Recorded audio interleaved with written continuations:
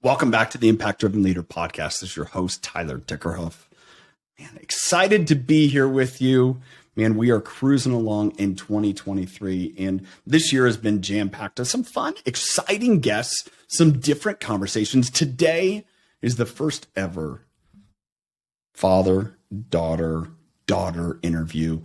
Jade Gordon, the daughter of Jon, but don't let that shade you. Like, she isn't just Jon's daughter. She is Jon and Catherine's daughter. But Jade, on her own accord, has committed to this world of speaking and being engaged and really sharing the message of positive leadership. It's exciting to hear her perspectives as a 24-year-old in the world we live in, coming from a family where she saw her dad transform. And as we discuss that in this conversation, what that really means, and quite honestly, is part of our conversation.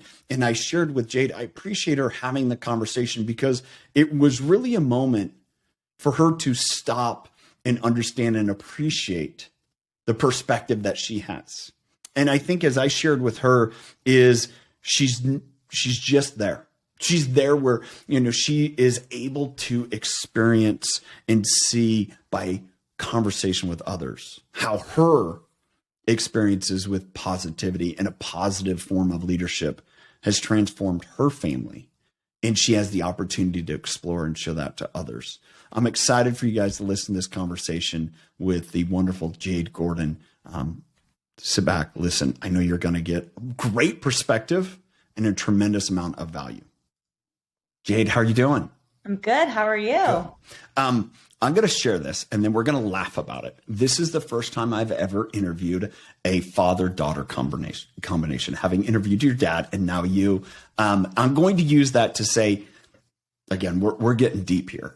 How much, as you're in this world of speaking and really sharing this message, are you trying to say, no, yes, my dad, that's great. He's written wonderful books, but it's like, here's my perspective. Mm-hmm. Yeah. And it actually ties into something that you talked about at the event that we did, the Catalyst for Growth, when you were talking about, things that hold you back from leadership. And for me, one of those was insecurity I was like, I don't know if I can speak. I don't know if I can do this. My dad has impacted so many people. He has these books. I'm going to be talking about his stuff. What are people going to say? Am I going to live up to him? And for a while, that really held me back, where I was so insecure and I was like, no, I can't do this. And then I realized, I'm not going to allow this lie to hold me back. Yes, my dad, is paving the way for me. And yes, I'm speaking on his stuff, but it's a message that I'm passionate about. It's a message that I think more people need to hear, which is why I decided that I wanted to do this work. And I had the opportunity to sit down and think, yes, I can compare myself to my dad, but he's a 50-year-old man. I am a 24-year-old girl. I have my own experiences, and I've experienced things that maybe he didn't at a different age, right? And so I'm like, I can share my experiences with people, and maybe they can resonate with it more than they would resonate with my dad, who's, older than me. So I've kind of had to shift that mindset. Well, I appreciate that, and I love that. And I think, really that's what I shared with you this podcast is about, is helping leaders that, man, how do we do this? And bridging those generational gaps or bridging those different types of gaps. So, yourself being on the younger end of that spectrum, 24, and you shared something when we were, visiting a couple of weeks ago about the world being in this leadership deficit. Man, I'd love for you to just explain that and what that means in your eyes as you're seeing yourself and contemporaries now in positions. And as so many of them that we've heard, and I explained to you, people leaving jobs because they're like, man, the leadership here sucks. And I don't know how better to put it other than that. So again, I'd love to get your view and perspective on that. Yeah. And it's a shame that we're in this, leadership deficit. And again, that's why I decided I wanted to speak and share this message, because I said, if we can help impact the younger generation to learn how to be more positive leaders, that can change so many different cultures. And so I know for me personally, I worked a job, in LA when I lived in LA, and it wasn't the best leadership, but it really taught me the importance of servant leadership and also impacting the people around you, of saying, you don't have to have a title to be a leader. Anybody, even if you're not in a position of power, you have the ability to impact the people around you. And so I think it's a shame that we have, the older generation that's not leading in the best way possible. But with the message that we share, the power of positive leadership, I think one of the most important things right now is teaching people that leadership starts with relationships, and we have to create those relationships so that we can lead people in a positive way. And I think that's one of the things that we're missing so much in today's culture, of people are just trying to tell people what to do, and they're trying to, lead them in this direction, but maybe they're not doing it in the best way possible, especially with the difference between, like you were talking about, the baby boomers and then the people who now are Gen Z and Gen X and all those people. And it's saying, how can we treat people in a way that we're holding them accountable, but also giving them love, of saying, hey, I want to create a relationship with you. I want to get to know you, but I'm also your boss, and I'm also going to lead you in a positive way. And so I think it's because we have that deficit that people now need to step up more than ever and say, how can I lead in a way that's going to make a difference? Instead of having people rage quit, where they're like, I don't want to work here anymore. This is a toxic environment. I don't like it. Where they're saying, you know what? Because we're creating these relationships, I know that my boss cares about me and they're going to lead me in a positive way. So I think that's important now more than ever. So you shared, and I've heard this, you shared this before, is that, positive leadership, positive leaders create great relationships.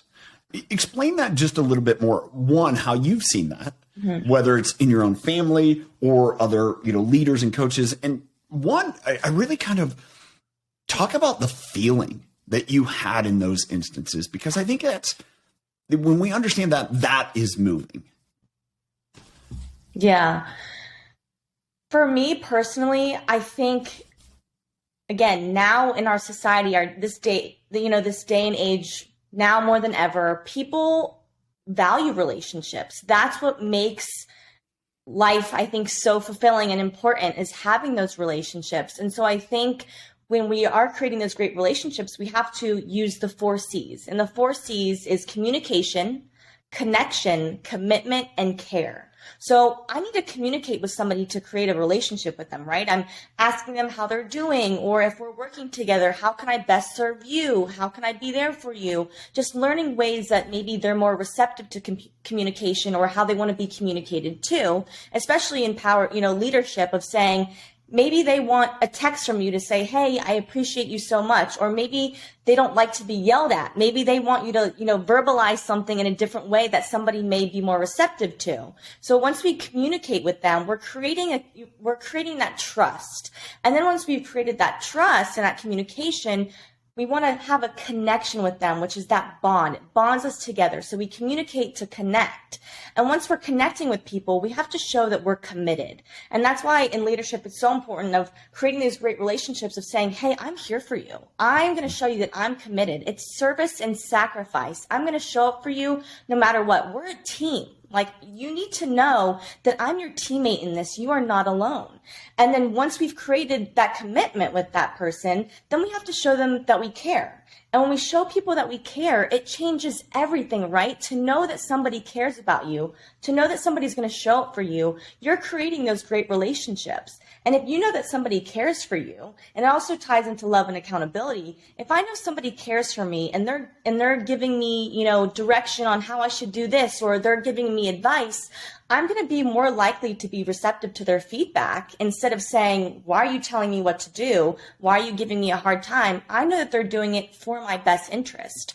Because if we don't have those relationships and my boss comes in and says, hey, you're doing this wrong, you need to figure this out, I'm probably going to get defensive. I'm going to say, I don't want to work here. This is toxic. They're treating me like garbage. Whereas if I have a relationship with them, I know they're doing it because they have a standard and they want me to reach my full potential for myself and for the company. So I think that's so important. Yeah, I think it's, from my experience, and as I think back of, what I've seen either my kids go through with their different coaches, and, you really see a lot about leadership when there's coaches, because, it just displays all of it, even more so than a workplace.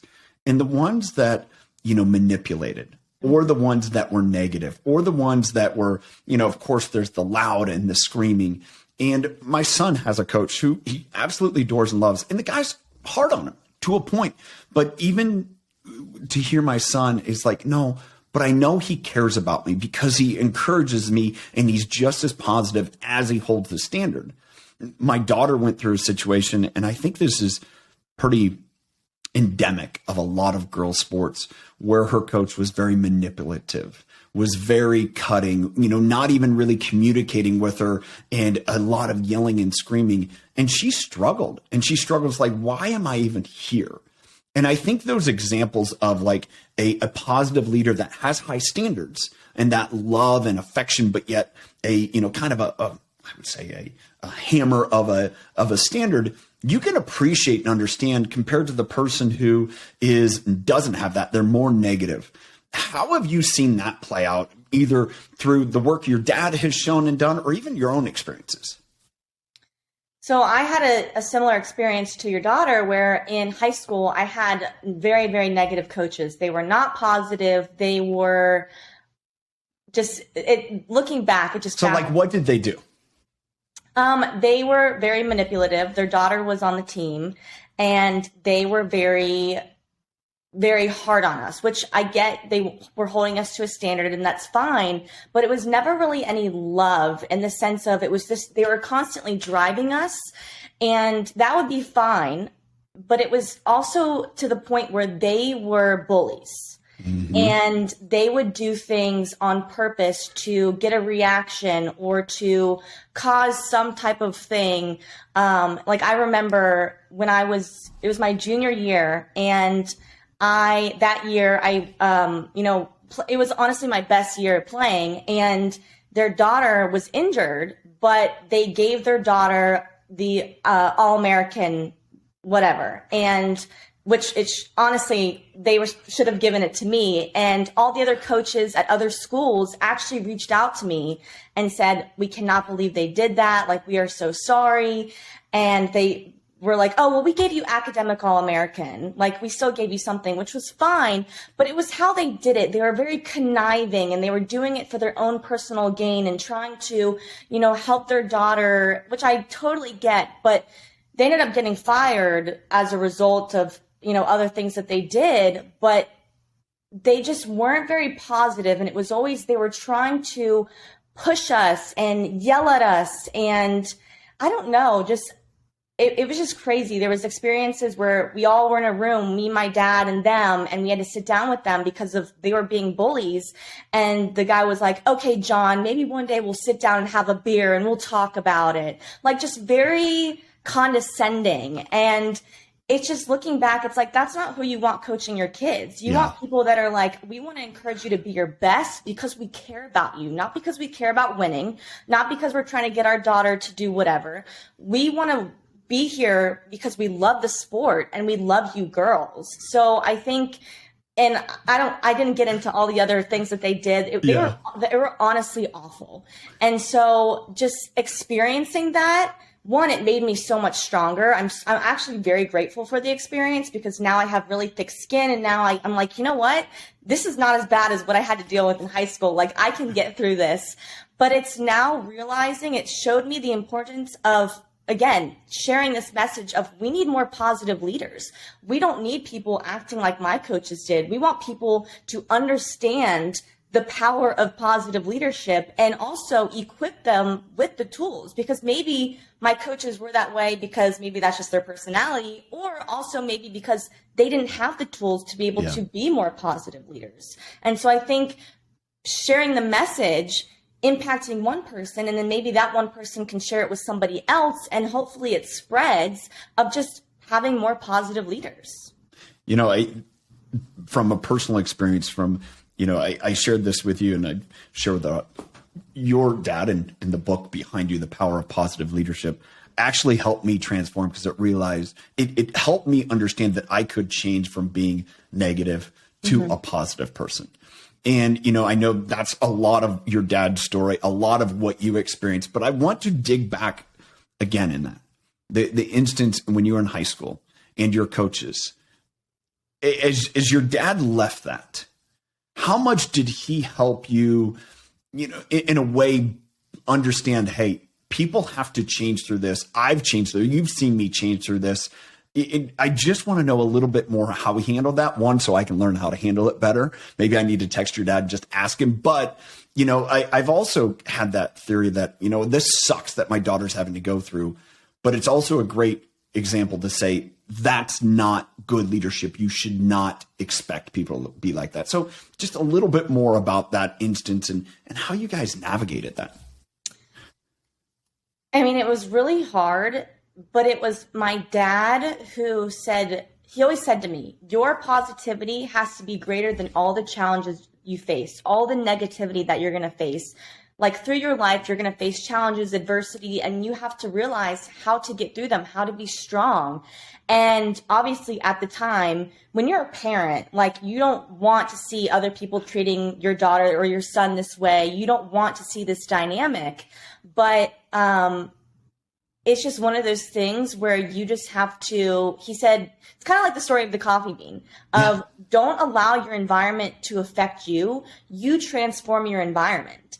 And I always tell the story of, I had these awful coaches, and when the daughter was benched and she was always the one who was on the field yelling at people, my dad said, this is your chance to be that positive leader, to impact people in a positive way. And so because she wasn't on the field, I decided that I was going to step up and I was going to be a more positive leader. I was going to encourage people. When people were getting yelled at, I was pulling them aside and saying, hey, you got the next one. Like, it's okay. We're not going to focus on the past. We're going to look forward to what's going to happen in the next play. And as a result of that, not only did everybody else get better on my team because I was finally, there was some positivity on the team because the coaches were just this negative culture, but it helped me to be a more positive leader, to say, yeah, my coaches are acting this way, but I have the ability to spread positivity to other people, but I have to fuel myself first. Yeah. And it was telling myself that I'm not going to listen to what they have to say. I'm going to go out and play, and I'm going to try and do my best. And so that's kind of what my dad instilled in me, of just focus on yourself, focus on your love for the game. Even though there was times where I was like, why, like your daughter, why am I still doing this? It was, no, I'm not going to let them ruin this. And then my dad obviously having to step aside and be like, you know what? I got to let her figure this out because I'm not going to be there to protect her. Yeah. Yes, it's frustrating, but this is something that she's going to have to face. She's going to probably face so many things in life with, different bosses or different people or whoever it is. And so he really gave the space to spread that positivity, but also just allow it to happen, to face those challenges and adversity and turn those from, negative to positive. Yeah, I think that, whether you realize or not, that experience that you've had has been a great testament and lesson. And I think that's where, again, I can remember back in my early 20s and in dealing with leaders that I didn't realize were toxic. I didn't understand the things that they were doing was, very narcissistic and egotistical. I just thought it was the way business was. And you have to play this game to a point where I realized that isn't how it should be. And I think that's one of this great challenges why I find myself where I'm at and having conversations with yourself, going through that and encouraging people like, no, you can be exactly that. You can be that coffee bean. I didn't understand that then. I fell into the trap of my own personal kind of predisposition to being, a little bit more negative or, really for me it was insecurity. It was burden out of that. And I think so much of the negativity that we see in leaders is actually their insecurity coming out. It's their lashing out at others because they don't know a different way to connect, to communicate, to go through all really the 4 C's that you shared. Yeah. So how do you, if you're thinking about this and your experiences, what's the one problem that you just, man, this is in my heart. I hope I can help people solve. It's not necessarily in the power of positive leadership that I speak about, but it's something that I think it's kind of what you talk about, of insecurity and also finding confidence to be a positive leader, even if you don't have a title. And, we talk about the 10 lies of leadership that I speak to teens. And I tell them, like, you don't have to have a title to be a leader. Just because you're not a captain, or just because you're not, whoever you are, you still have the ability to do this. And a lot of times people think, no, I don't. Why would anybody listen to me? And I think that's because people struggle with finding that confidence in being yourself and knowing your true identity, of realizing that the power is inside of you. And so that's something that's really on my heart, because I know personally I struggled with it. And I just want to empower the younger generation to say, hey, no. The power is inside of you. You've got this. You can change your environment. You have the ability to be positive, to impact the people around you.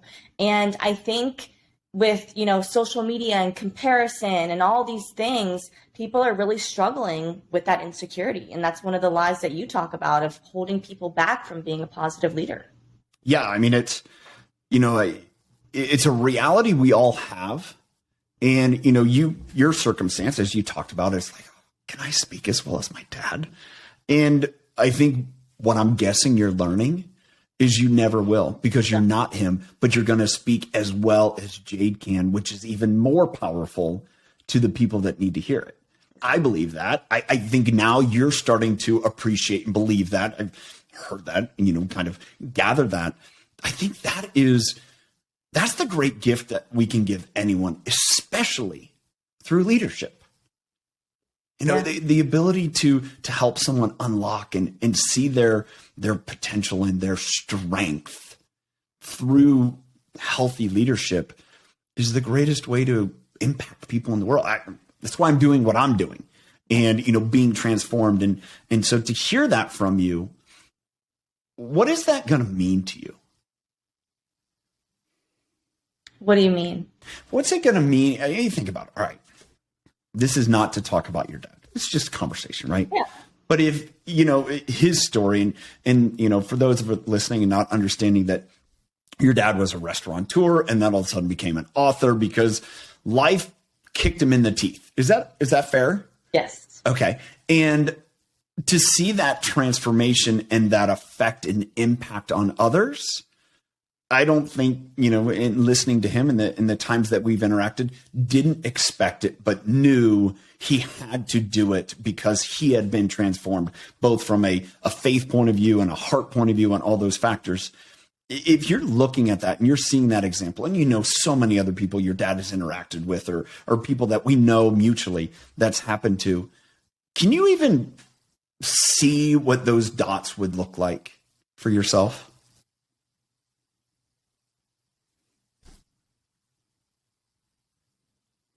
Dots. What? I'm not. So no, you're fine. Like the idea of you're on this pathway, right?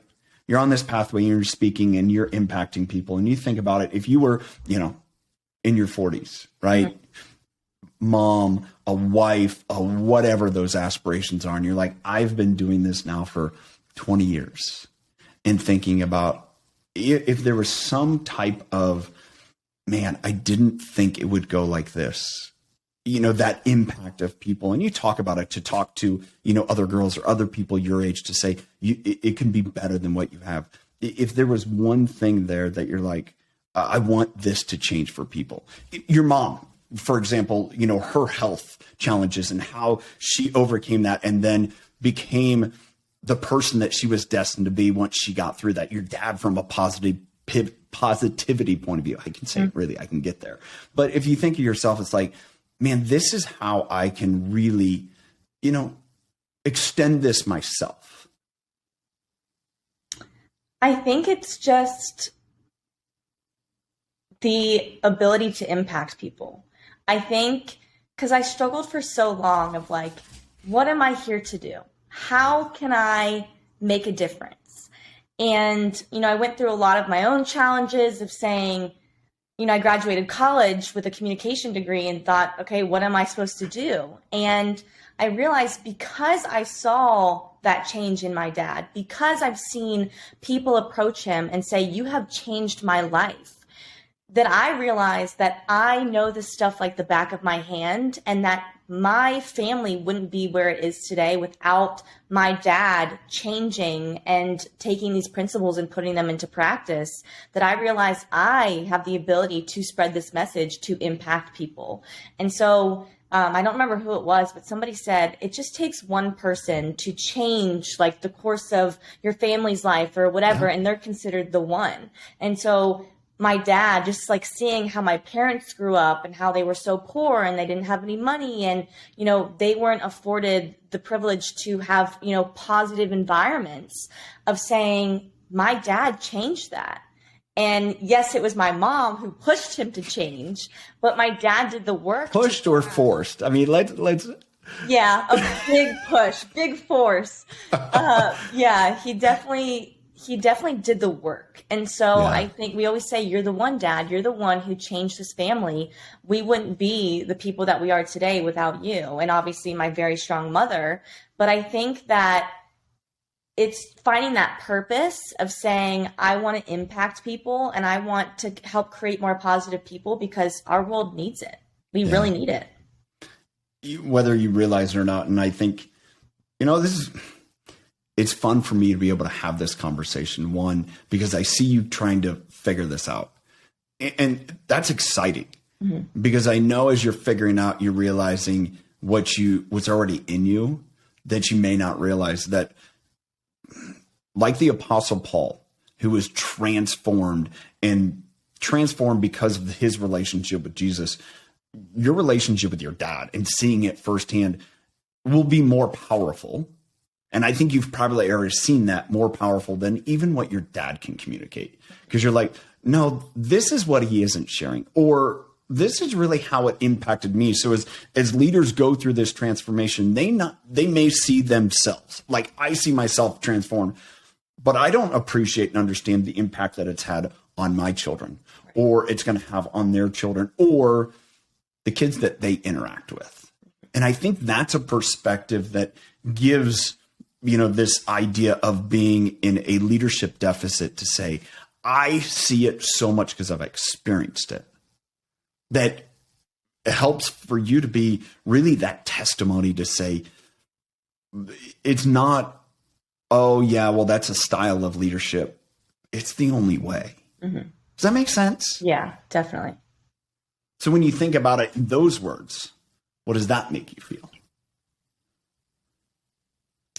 It honestly just fuels me even more to say, like, it is the only way. So I feel like my purpose is to share this with people, because the things that people have been doing are not working, and it's making people not want to go to work. It's making people, you know, frustrated and not understanding that to be a positive leader, it's all about, you know, all the different aspects of it. But it's like, again, it's the only way. It is the only way to impact people, to be a positive person, to hold people to a standard, but love them at the same time. And I think that it just fuels me. It just makes me realize that, you know, seeing my dad, seeing all the people that he's impacted, that they can have a transformation just like my dad. And I can play a role in that by sharing this message with people. Yeah.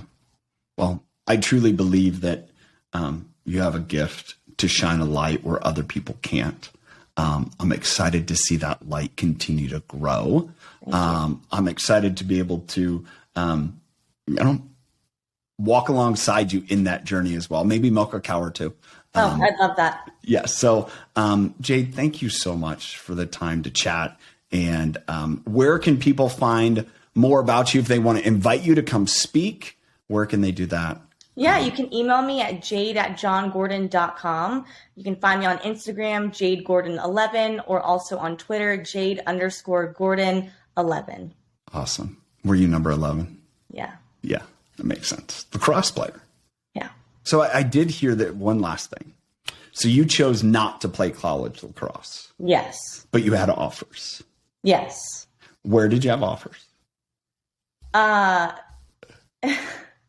Well, I was in conversation with the University of Southern California, so I was going to go out to USC, and I was actually at Clemson with my dad, and I had a call with one of the coaches.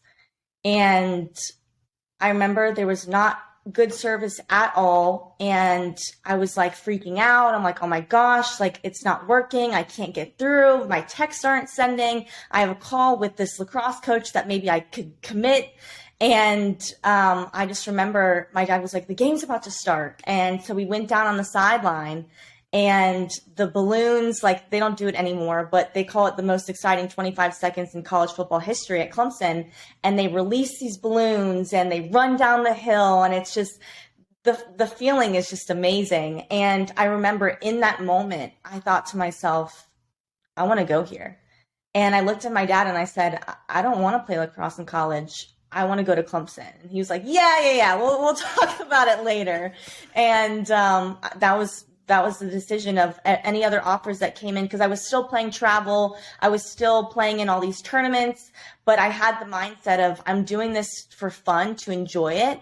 And I'm doing this to hang out with my friends that I've created relationships with over the past couple of years.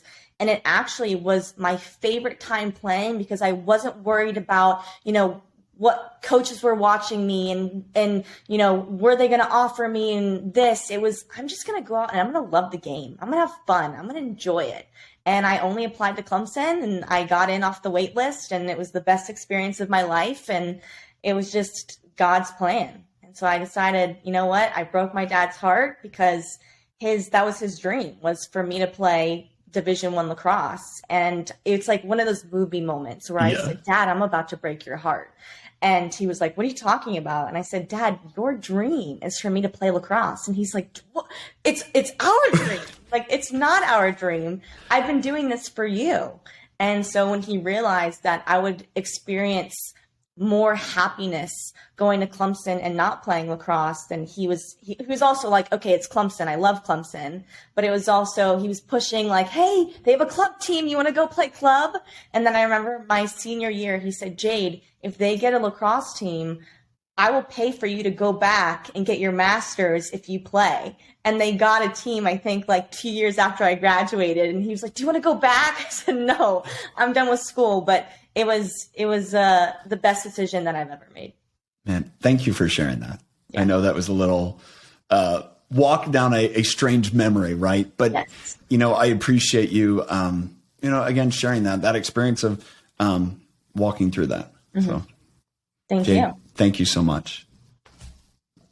There was a moment as Jade and I wrapped up and we were finishing our conversation that we didn't record, but I talked to Jade a little bit more about that experience she had with her coach. And that's when she got really fired up, because I shared with her the experiences of my daughter and what she's gone through as an example of, I would say, less than, I wouldn't call it toxic leadership. There's worse. But yet, when I saw that burning desire in Jade's heart to say, it shouldn't be that way. And I shared with her, as I've shared with you guys, my main driver to do what I'm doing is, one, because I've learned a better way, but also I don't believe people should be led by leaders who manipulate, who are toxic, or, let their insecurity come out in attacking ways. And I've experienced that. I've honestly done some of those things. I didn't realize what I was going through, as I shared in this episode. And that's why I'm passionate about doing this. I'm passionate about sharing my experiences and my growth journey and having conversations with people like Jade who are in the midst of it, who are just going through and trying to distill out those experiences. They know what it's like, but to communicate that and share it with others, that's the journey Jade is on. And as I expressed to her, her ability to take those experiences that her dad walked through and to share that with so many others and be that testament is powerful. Thanks for being here. I appreciate it. Thank you guys for continuing to support the Impact Driven Leader community, whether it's through the book club. You can join for free on Facebook, the Impact Driven Leader Book Club, or the Roundtable look forward soon. We'll have another workshop where I'll share more about the Impact Driven Leader Roundtable. If you are not on the email list, make sure you subscribe. Go to tylerdickerhoff.com. You can get both my blog and my weekly emails talking about podcasts like this. As always, if you're a subscriber, appreciate it. If not, hit that subscribe button either on YouTube or wherever you listen to these podcasts. Till next time, have a good one.